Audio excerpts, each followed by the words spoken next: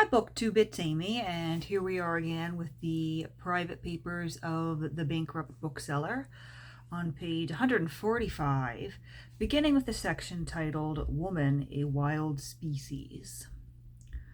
One of my most distinguished customers is a doctor. He is a celebrated man, but like Socrates, is married to a shrew. He told me so. Woman is essentially a wild animal. There is no taming of her, he said once. She is not yet a domesticated species.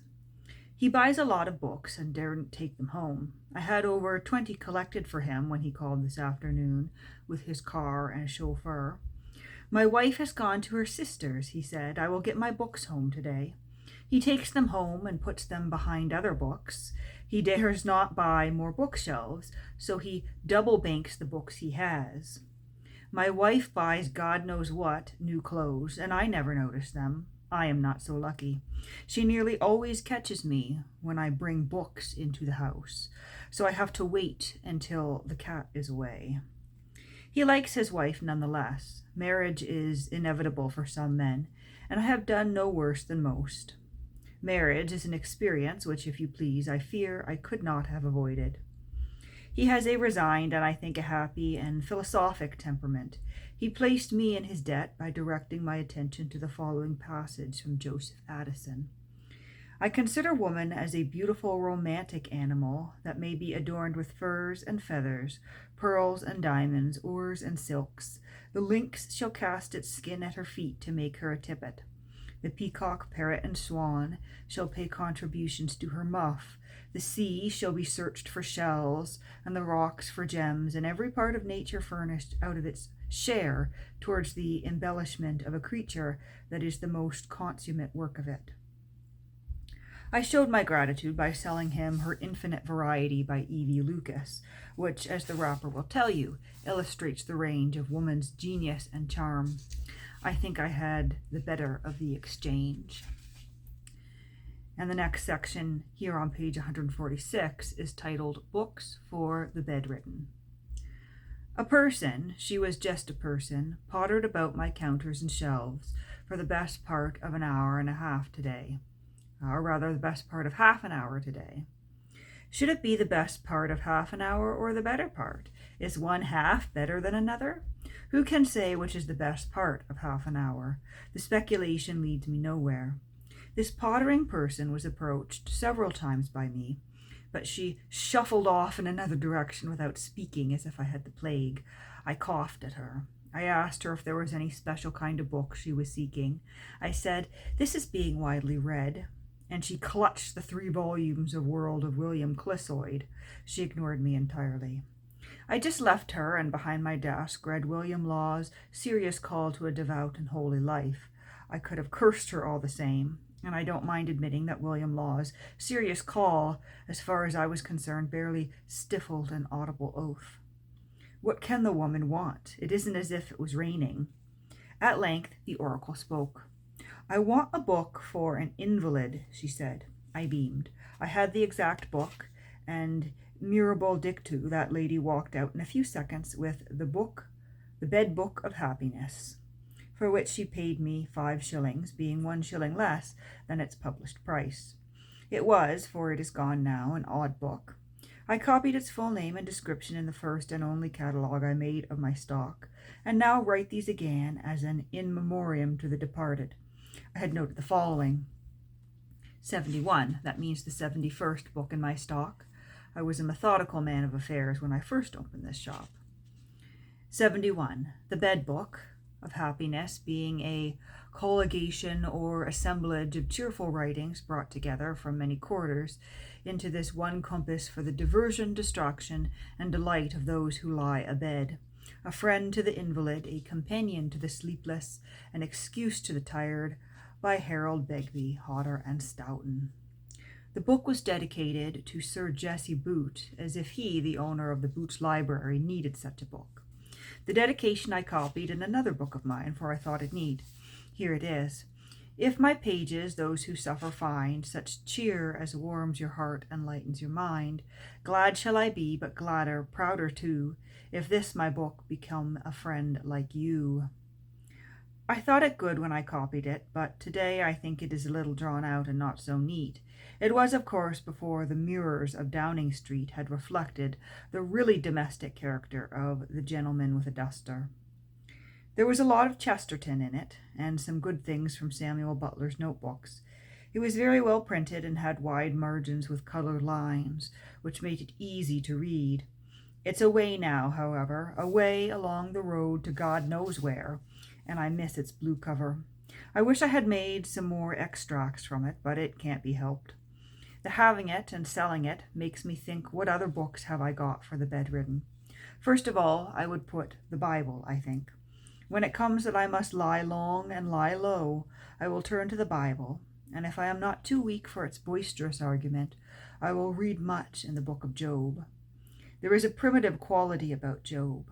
The world seems emptier than in these crowded days. In the great spaces, the great argument is conducted. I have a good edition of the book of Job now. It is published by S. Wellwood, 34 Strand, in 1907, and has an introduction by G.K. Chesterton. The page headings are in red, and the work itself in good black leather. I digress, but it is a most attractive book which I am quite entitled to admire. I am not at all sure that I could bring myself to sell it, but I haven't had a would-be buyer yet, so the test has not been made between cupidity and the collector. If I were too weak for Job, I would find solace in the Psalms and comfort too in the Gospel according to St. John. The chapter beginning, "Let not your heart be troubled," would be balm for me in the valley of the shadow. I have proved it, but I could not tell a customer just how. It would hardly be a selling argument. Apart from sacred literature, there is a wide field for those who are bound to bed, and I, in one of my times in hospital, actually drew up a calendar. I recollect part of it, for that time in hospital was one of the most serene and satisfying I have ever known. I was called at 6 a.m., an early hour out of hospital, but I was usually awake. Early tea followed quickly, a thorough sponge over, and then a longish wait till breakfast at 8 a.m. I began my day by reading a chapter of Stanton Coit's Message of Man, a splendid anthology of good things. If I had to wait for breakfast, I read the chapter again, and to this day I hold a profit from these waiting hours.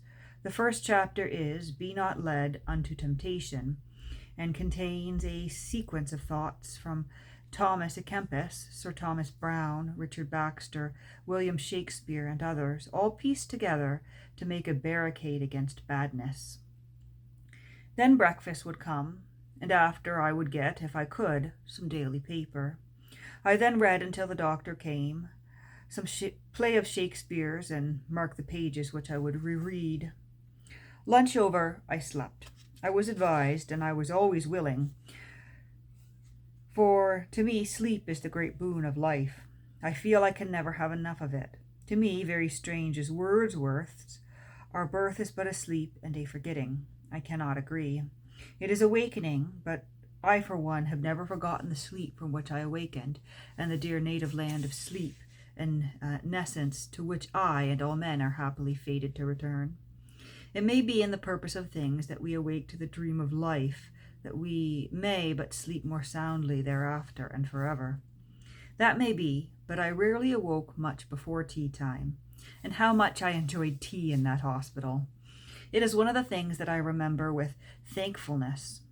After tea I was always very vigorous. I could tackle anything, and did in fact read all Gibbon and all of Hume's History of Scotland during my convalescence. Dinner, light and unappetizing I always found it, came at 7 p.m., and by 9 p.m. I was fast and beautifully asleep. These bedridden days were happy ones, and were I a poet, I would challenge Shenstone. He found life at its best in an inn. Had he lived to know the convalescent ward in the modern hospital, he would have changed his mind. I cannot pretend, however, that my taste in books would do for all the bedridden. Mine was a surgical case which had to have time to heal. I hadn't much pain after the operations were over. The case is altered for those who lie in bed and suffer. For such I cannot think of books, or anything that would lighten the weight of incessant, unrelenting pain. Personally, I don't think I would take it. I have sympathy with those who say, "I will suffer thus far, but no farther," I will silence these shrieking nerves which enhance every ache and magnify every pain. I will silence them if I still all this that is me forever. But there are lesser states of suffering, and for these I prescribe the great novel writers, Sir Walter Scott, Thackeray, George Eliot, Charlotte Bronte, Dickens, and Anthony Trollope. These are the cool, calm, shady spirits. The good essayists are friends. Hazlitt, Addison, and Stevenson are good companions. The historians can help, and perhaps Macaulay, Green, and Trevelyan are best. The Martyrdom of Man by Winwood Reade and Buckle's History of Civilization would be good too. They occur because I have good editions of them, and I could sell them with confidence. They are broad and satisfying. If the first is perhaps a little somber, it is good perhaps to temper the rising tide of returning health and vigor. The bedridden should read reforming books, I think, with profit. MacDougall's Character and Conduct of Life is excellent, and any of us, bedridden or business worried, would be improved by a short course of Epictetus and Marcus Aurelius. My exercise is over. My copybook pages are full, and I have done my task. When the doctors have done their damnedest, let the good friends of the feeble come to me. I have the books of life. I have the guidebooks which bring men back to health and happiness, and they can be bought from me for a little money and at a strictly low price. And we will end today's reading there. The next section titles are Rejection and Books, which are no books. So we'll pick up there next time.